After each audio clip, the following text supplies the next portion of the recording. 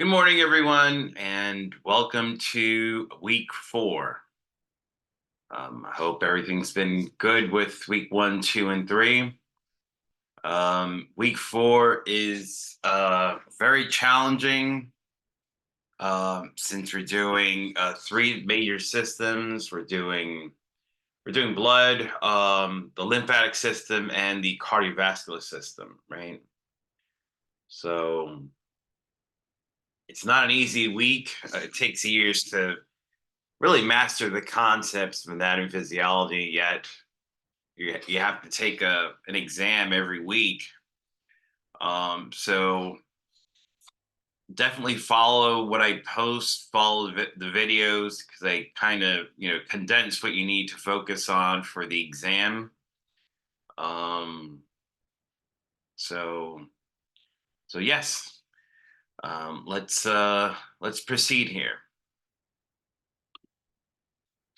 All right, so this is a must know concept. So instead of saying, well, that's too much, I'm skipping it, you can't afford it. You have a lot of questions on blood typing.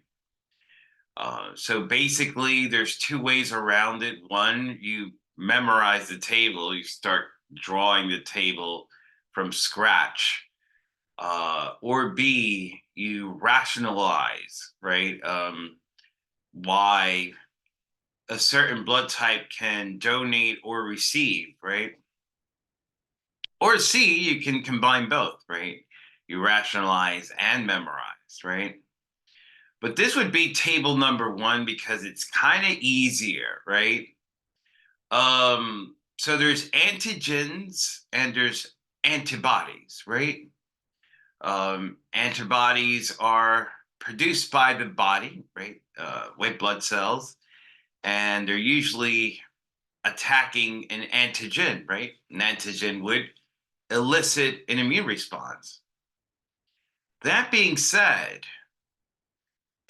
there's the let's get the arrow here. Here's the if you have the A antigen only, your blood type is A. If you have the B antigen only, your blood type is B, right? If you have both the A and the B antigen, your blood type is AB. And if you don't have any antigens whatsoever, that means your blood type is O, right? So if you pay close attention to what I just said 15 seconds ago, right? An antigen elicits an immune response, and antibodies usually form to attack an antigen. And now you rationalize what I said 5 seconds ago. We'll rewind. What did I say? I said blood type O has no antigens. Yes. Therefore, if you first said an antibody attacks an antigen, and then you said blood type O has no antigens, that means there's nothing to attack if someone gets blood type O. Bingo! That's why it's the universal donor, guys, right? You can receive blood type O because there's nothing to attack. It has no antigens. So look at the first column. Oh, bunch of green. Yes, everyone can take O, right? It has no antigens. So the antibodies here, A has the B antibody, B has the A antibody, and AB has no antibodies whatsoever, right? So, oh, and of course, O has both the A and B antibody. So O has A and B antibody. A has the B antibody. B has the A antibody.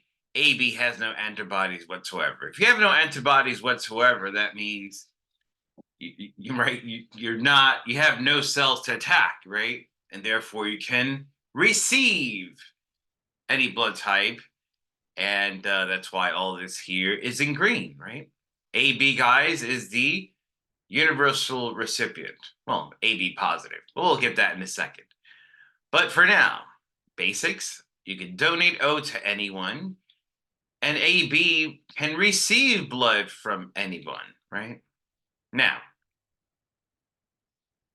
O therefore can only take O. Why? Because it has A antibody that would attack that A antigen, and it has a B antibody and that would attack the B antigen, right?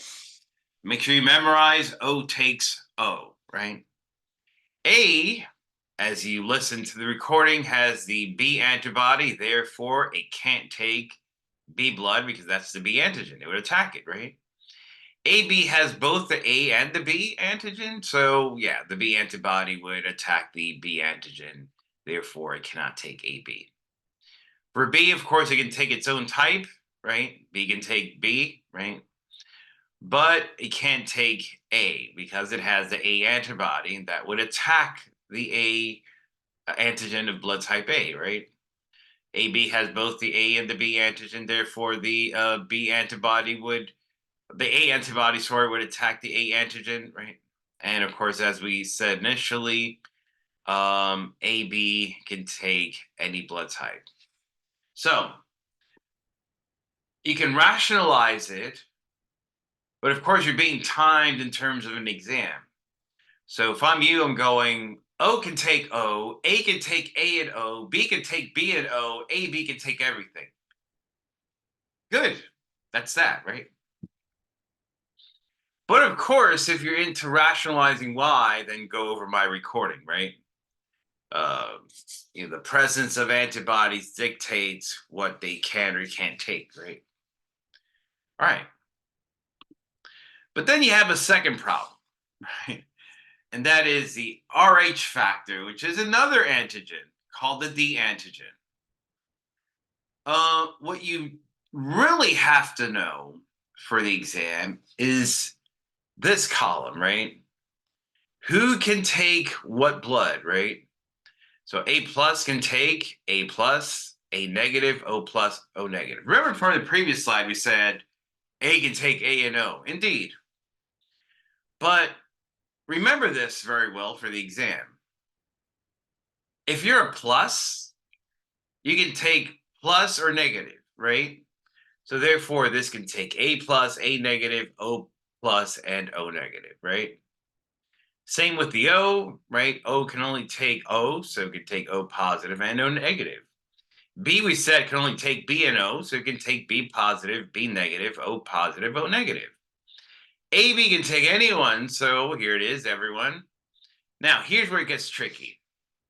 You need to say this about 10 to 20 times. Negative can only take negative. Negative can only take negative. Negative can only take negative. Negative can only take negative. Negative can only take negative. All right, that's 5. Negative can only take negative, guys. So A can take A and O. I thought A can take A and O. Yes, it can. But now we need to account for the negative. So it can only take negative, can only take negative, A negative, and O negative. O can only take O, so it can only take O negative. B negative can only take negative, so it can only take B negative and O negative. And AB negative can only take negative, so it can take AB negative, A negative, B negative, and O negative. Notice how I focused on this table, this column, right? So make sure you know this column for sure. Guys, if it was something to skip and you only had one question about it, I would probably say, well, don't skip it anyway, but you can't afford, you would take a major hit if you skipped the blood typing. Major, major. You probably would drop 2 letter grades. So if you got everything else perfect, which is not easy by no means, you'd probably scratch a C. You have to know the blood typing, right? Get into, a whiteboard and a marker. Try to build the 2 tables from scratch. There's no way around it, guys. Or make, a couple dozen flashcards and flip A positive, know what A positive who can receive A positive, O positive, B positive. Basically, you need 8 flashcards. At the end of the day, you need to know which, what blood can all 8 of these receive, right? And clinically, guys, every human being would have one of the 8. So you have to know at any given time, what can they receive, right? They can take O negative because that's the universal donor. Yeah, O negative is in each one of these, right? But you have to know what else, right? So O negative is going to be part of your answer for all of these, no matter what the question is. But you need to know what else. And the first table kind of helps you get started, guys, right? The whole AO, BO, AB, right? AB, and O, right? Let's move on. So blood is one of the topics. Here I broke down blood really well into, red blood cells, white blood cells, and platelets, erythrocytes, thrombocytes, and leukocytes. Focus on what's bolded, guys. So blood, the formation of bold blood types in the bone marrow is called hematopoiesis, right? Make sure you make a flashcard out of that because it's bolded. Make sure on the thrombocyte, it's platelets, and make sure it initiates the clotting process, right? Um, Under T cells, make sure you know about the thymus. The thymus gland produces a special type of leukocyte called a T lymphocyte, right? So T lymphocytes are a type of lymphocyte. Lymphocyte is a granulocyte. A granulocyte means it has no granules because A means no without, right? An agranulocyte is a type of white blood cell, right? So make sure you know for sure the thymus here. Make sure you know the thrombocyte. Make sure you know hematopoiesis is the formation of all blood types. How much blood? Well, most textbooks have 5 to 6 liters, but here they want you to know pints, right? Pint is roughly, approximately half a liter. And since we have approximately 5 to 6 liters, the average adult blood has 8 to 10 pints, right? All right, make sure you know that it's folded, make a flashcard out of it. Plasma proteins, right? So we got 3 here, fibrinogen, albumin, and globulin. Make sure you know fibrinogen is necessary for blood clotting. I thought you said platelets. Well, both. Fibrinogen is a clotting factor, right? Um, but um, platelets are involved with, it's a cell fragment that comes from megakaryocytes, and it's there for making a platelet plug, right? So platelet is not a clotting factor, guys, right? Fibrinogen is clotting factor 1, by the way. Anyway, fibrinogen is necessary for blood clotting. And here's globulin. Globulin is basically a protein, but it's basically antibodies, right? And I wrote a little note there. Presence of the HIV virus primarily detected a person's blood antibodies to the virus. Immunoglobulin, guys, is another term for antibody, right? So just making a note that the presence of HIV is primarily detected by a person's blood antibodies to the virus, right? That would be a clinical application of antibodies. All right. There's nothing bolded here, but I think you do have some questions on lymph nodes, right? So make sure we'll get to lymph nodes in a second, right? All right, so here it is, leukocytes. Note, for white blood cells engaging sexual intercourse has been shown to transmit HIV from one person to the other. AIDS suppresses the body's immune system. It is possible for a person who is experiencing no symptoms of AIDS to carry and transmit HIV to others. White blood cells are basically the core of the immune system, guys. Second line of defense has to do with phagocytosis. Who has the ability to undergo phagocytosis? Neutrophils and monocytes. What are those? white blood cells. Then we have the third line of defense, right? Which is, it's acquired, right? It's adaptive. It has to do with memory. It has to do with antibodies. It has to do with immunoglobulins, right?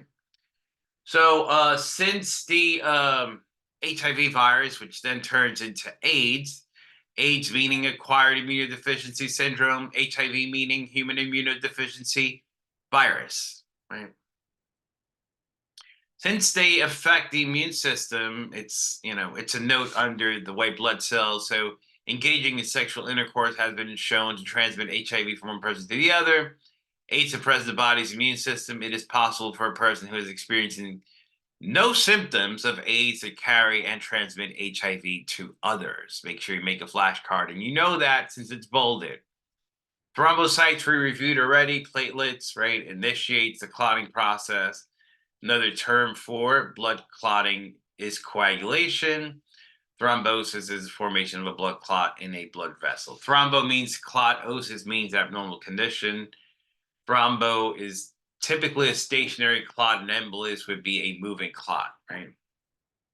All right, guys, make sure you make flashcards with what's bolded. Hepatitis B. Notice how we talked about the two bloodborne pathogens of concern, HIV and hepatitis B. There's several things to know about HIV. Now, here's something about hepatitis B. Vaccination is a 3 series. Actually, it's one of the few vaccinations given at birth and then after 6 months, right? But there's more here. Know what natural immunity is. Is the immunity that's inherited and it's permanent, right? So we're born with that. And how are we born with some sort of immune system? Placenta. There's a placental transfer of immunoglobulins, typically, or actually, IgG, also known as immunoglobulin G. It's small enough to cross the placenta, and that's a source of natural passive immunity for a fetus. And then, of course, that's short-lived, but once breastfeeding begins, there's also a transfer of antibodies, this time immunoglobulin A, from mom to fetus. Anyway, flashcard here. Hepatitis B is a vaccination of 3 series. Natural immunity, make sure it's inherited and permanent. Make sure you know the definition of autoimmunity is when a person's own immune system mistakenly targets the normal cells, tissues, and organs of the person's own body. Rheumatoid arthritis is autoimmune. Diabetes type 1 is autoimmune. Hashimoto thyroid is autoimmune. Graves' disease, which is hyperthyroid, is autoimmune. Lupus is autoimmune. Anyway, make sure you know that. Passive means borrowed, lasts a short time, right? Infants are born with immunity via placental transfer of antibodies. That means the newborn is born with some sort of immunity, short-lived, whatever, doesn't matter. It is the fetus is born with some degree of immunity, right? So they don't have to get vaccinations for every single infection. So it looks like you have 3 or 4. Actually, have a few. So no acquired here is a reaction as a result of exposure. Know that hepatitis B has a 3 series. Know what the definition of autoimmune is. Know what natural immunity is. Know what passive immunity is. And know that the infants are born with immunity via placental transfer of antibodies, meaning they are born with a certain amount of immunity, right? So a lot of bolded stuff here. Let's see, 1, 2, 3, 4, 5, 6. You should walk away with at least 6 flashcards from this one slide, right? Let's move on. Right, that's more of a review of the sympathetic and parasympathetic, right? But since we're talking about the heart, normal heart rate is 72 to 80 beats per minute. Endocrine is coming up, so it has to do with maintaining the internal balance, also known as homeostasis. And that's the heart rate necessary at rest, right? To maintain homeostasis. So out of this whole thing, make sure you know that the heart rate is between 72 to 80 beats per minute, average heart rate at rest. All right. It looks like 3 flashcards here about the heart. Heart's located in the thoracic cavity. Posterior, which means behind, the sternum. Sternum is the breastbone. And superior, which means above, the diaphragm. The diaphragm being the muscle separating the abdominal from the thoracic cavity. It's a muscle of respiration, right? The apex of the heart, it lies on the diaphragm and points to the left of the body, right? So know the location of the apex. Apex clinically is relevant, right? Because you can check someone's pulse just by listening to the apex. Apex is located in the left fifth intercostal space, midclavicular line, right? And then know the third one, severe chest pain that occurs when heart does not receive enough oxygen is called angina pectoris. It can be because an artery is occluded, or it can be caused by the contracture or narrowing of a coronary artery, right? Nonetheless, if you decrease the flow of blood, and blood from your previous slides, red blood cells are carrying oxygen, that means you are depriving the heart muscle, the myocardium, from oxygen. And that pain that's caused, elicited from that deprivation of oxygen is called angina pectoris, right? Someone would make the fist sign, and that's called the Levine sign. And that is a sign of angina pectoris, right? So 3 flashcards from this slide, guys. Make sure you know the 3. Electrical conduction, right? Pacemaker rates. Yeah, so it starts at the SA node, kind of at the junction between the SVC and the right atrium, right? Then SA stands for sinoatrial node. And then it goes to the AV node, right? Triangle of Koch, right? Atrioventricular node, bundle of His. Then you do have a right and a left bundle branch after that, and then you got the Purkinje fibers, and then the ventricles, right? So it sounds like the electrical conduction of the heart starts at the sinoatrial node. Remember we said 72 to 80 beats per minute? Well, guess who's firing between 60 to 80 times per minute? Yes, the SA node. This firing of the SA node is what controls heart contraction, heart rate, right? So know this, the SA node sends an electrical impulse to the atria that causes them to depolarize, right? Depolarization is what's happening physiologically preceding a contraction, right? A muscle contraction, heart contraction, and it has to do with the influx or sodium going into the cell, right? If sodium's going into the cell, sodium is positive, so you're making the cell less negative, more positive, and that will eventually cause an active potential, which will lead to a contraction. Just know this that's bolded here, guys. SA node sends an electrical impulse to the atria and causes them to depolarize. Then know this. SA node is therefore our natural pacemaker because it's firing 60 to 80 times for the exam node, 72 to 80 for the heart rate, right? But in some patients, if it's not working properly, you need to implant an artificial pacemaker, right? So an artificial pacemaker is a surgically implanted electronic device that regulates the patient's heartbeat, right? This is your natural pacemaker. If that's failing, then you need an artificial pacemaker, and that's what this is referencing, right? Make sure you make a flashcard on that and make sure you know it, right? All right. Guys, You have to know the diagram for the exam.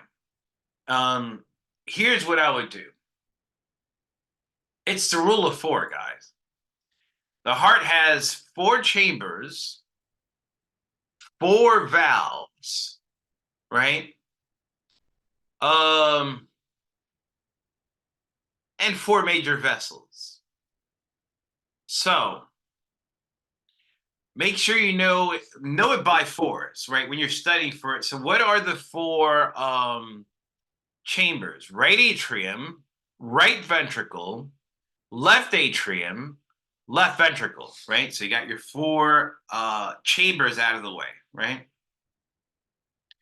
But then, well, you can't see the valves here, so you're good. You're off the hook. It's a superficial diagram, not an internal dissection, right? But after that, what I would do is know the vessels here, right? The four vessels I would know for this is, and this take it as one, right? Superior vena cava / inferior vena cava, which is this one over here. If it comes from below, inferior vena cava. If it comes from above, superior vena cava. So vena cava is vessel number one. Vessel number two would be the pulmonary artery, but here it's labeled as the pulmonary trunk. So make sure you know the pulmonary trunk here as vessel number two.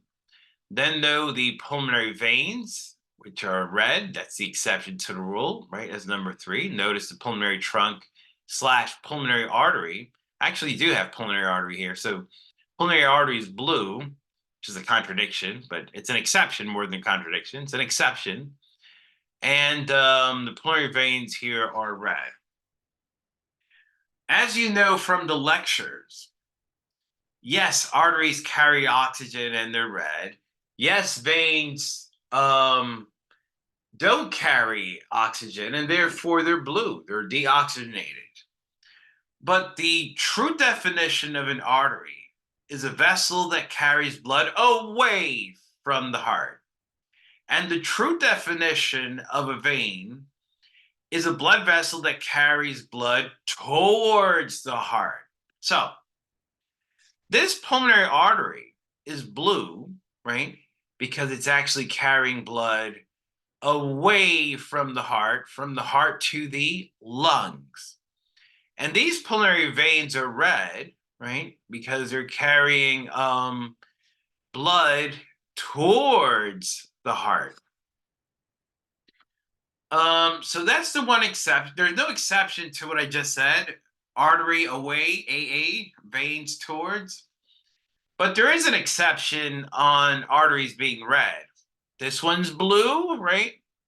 And there's an exception for veins being blue. This one's red, right?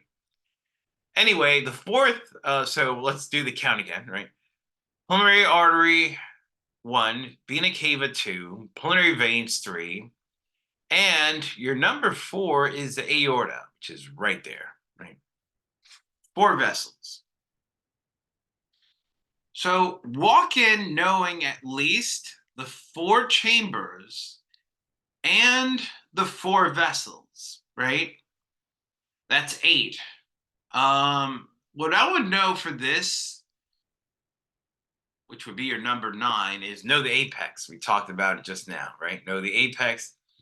4 chambers, 4 vessels, and the apex. Know that for this exam, right? Do we have to worry about right and left? Not for the vessels. Don't worry about that for the vessels, right? Know where the pulmonary artery is, know where the pulmonary veins are, right? All right, let's move on. Can you skip this diagram? No, guys, simple math. If you have 9 questions on a diagram, do you think you'd skip 9 questions? Just know the diagram. All right.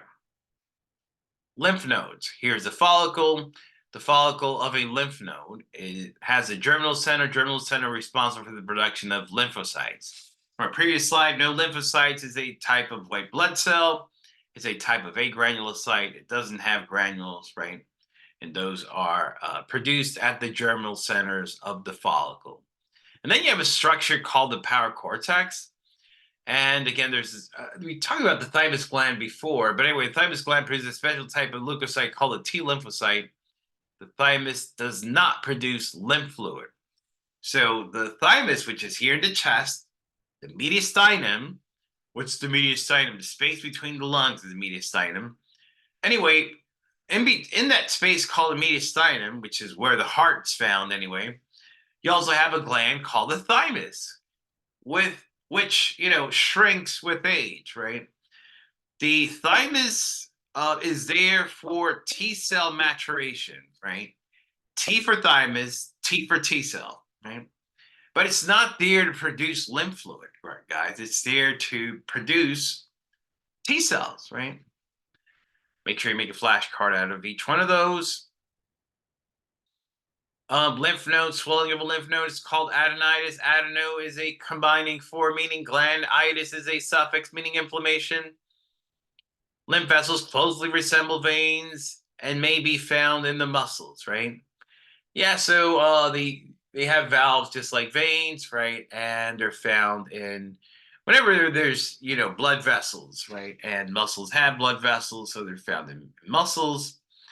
Lymph travels in one direction from the body organs to the heart, right? Which is how veins travel, right?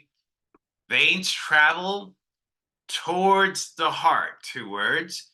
Arteries travel away from the heart, right? All right.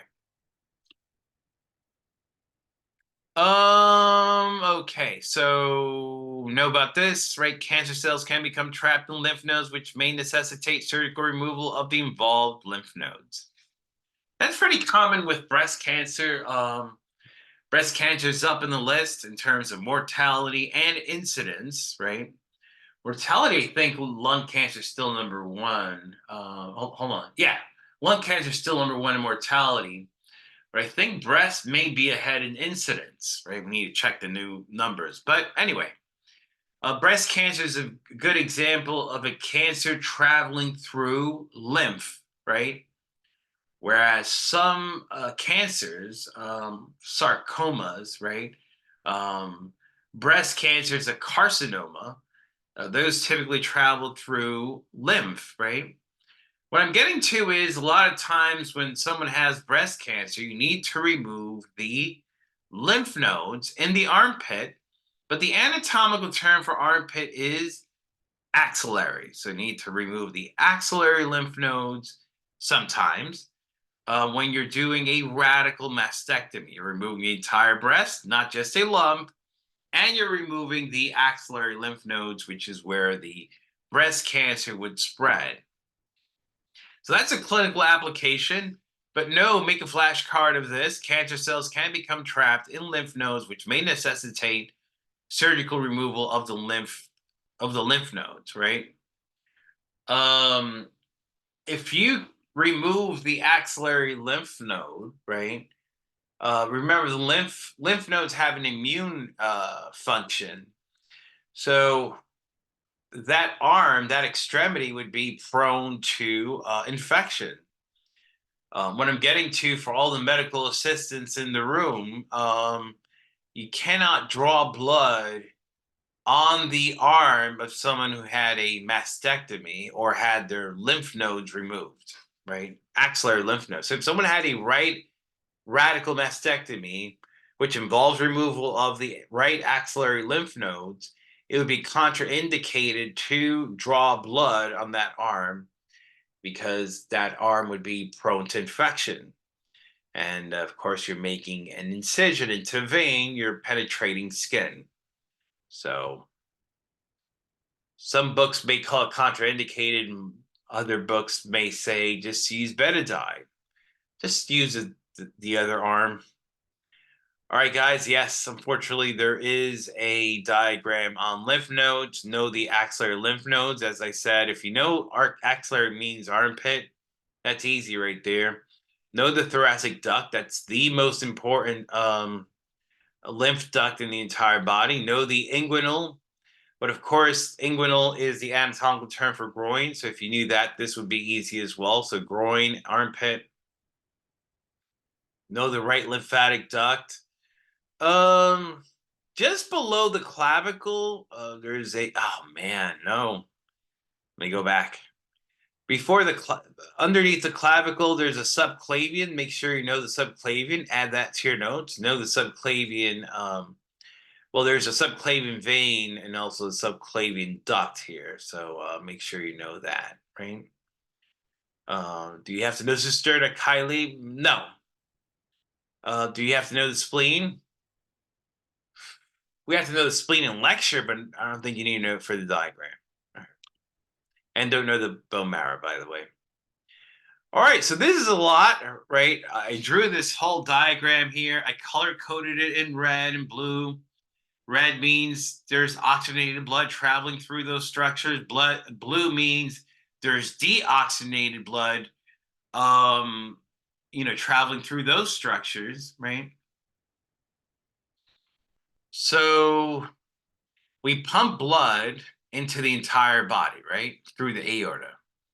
And then that blood it's carrying oxygen, it gets delivered to all the tissues in the body, right? There's an exchange, right? So the tissue, the organ would take the oxygen and it would give waste, which is carbon dioxide.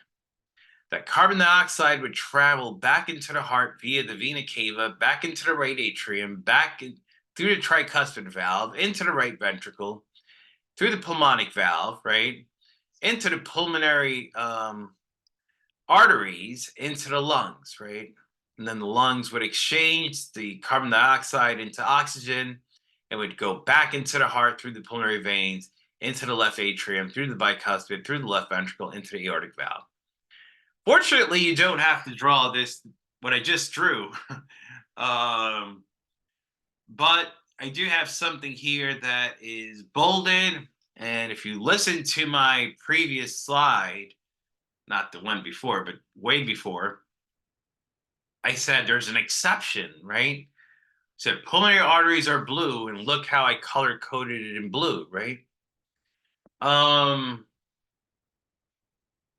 And that means it's carried deoxygenated blood, guys. So make sure you know the exception. Pulmonary veins are red, pulmonary arteries are blue. Pulmonary arteries are carrying deoxygenated blood or blood low in oxygen. All right, tissue membranes, peri means around, cardi is a root, meaning heart, and means structure. The pericardium is a double layer of fibrous tissue surrounding, remember, peri means around, peri is the prefix, surrounding the heart. Right? Make sure you know pericardium for the exam. Abdominal regions, we went over this in week 1, guys. But anyway, left side has the spleen. It's in the left hypochondriac. Hypo means below, chondro means cartilage, AC means pertaining to. It's right underneath the ribs. Spleen is an important function of the spleen is to destroy and remove worn out red blood cells. Red blood cells don't have a nucleus, guys. So if it doesn't have a nucleus, it doesn't have the ability to undergo mitosis from week 1, right? If it can't undergo mitosis, it can't undergo cell division. If it can't undergo cell division, it cannot replicate or duplicate. If it cannot replicate or duplicate, that means you'll get worn out and we have to remove it because you lose function, right? After 120 days, right, 4 months approximately, the red blood cell loses its ability to carry oxygen. It cannot duplicate or replicate or undergo cell division because of lack of nucleus. So we have no choice but to remove it. And one of the organs that removes the red blood cells is the spleen. And of course, then the red bone marrow would then produce red blood cells in a process called hematopoiesis, which is another flashcard you need to know, right? Hematopoiesis means red blood cell formation. Who forms it? The red bone marrow. And that's after 120 days, where the spleen and liver, right, and other structures would remove the worn out red blood cells that carry oxygen. All right, let's see what this is. Hydrostatic pressure, the substance that diffuses from the capillaries into tissue space is called interstitial fluid. All right, so You have arteries, you have arterioles, then you have capillaries, right? When you do a finger stick on a patient for glucose measurement, that's capillary blood, guys. When you have a nosebleed, epistaxis, that's capillary blood, guys. A capillary is one layer, right, compared to arteries and veins, which are three. Anyway, it's one layer and it's there for exchange. It exchanges CO2 and O2. If you look at one of my previous slides, I said the aorta pumps blood to the entire body. It delivers oxygen to all the organs, and then they exchange the oxygen for waste, which is CO2. What actually, the structure actually making that exchange is the capillary, right? And when they're exchanging, there's some leaking of fluid. And that fluid that leaks is called interstitial fluid. When you have trauma to a tissue and that interstitial fluid, um, accumulates, that's known as edema or swelling, right? So that's what interstitial fluid is, right? It's the fluid from capillary exchange, right? All right, guys. All right, and that seems to be it. Make sure you make flashcards of everything that's bolded. You also have the the PowerPoint available under the bulletin board. Feel free to email me if you have any questions. This is a very, very challenging week. Make sure you absolutely go over this video and you absolutely go over my notes before you do any type of exam, guys. Because after you go all through all the lectures, you need to know what to concentrate on, right? So the purpose of the video was to condense the material, explain it, and bold it, right? And let you know where to concentrate. So, all right, that's it. If you have any questions, let me know. And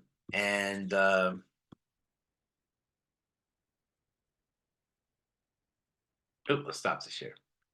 And I'll see you later.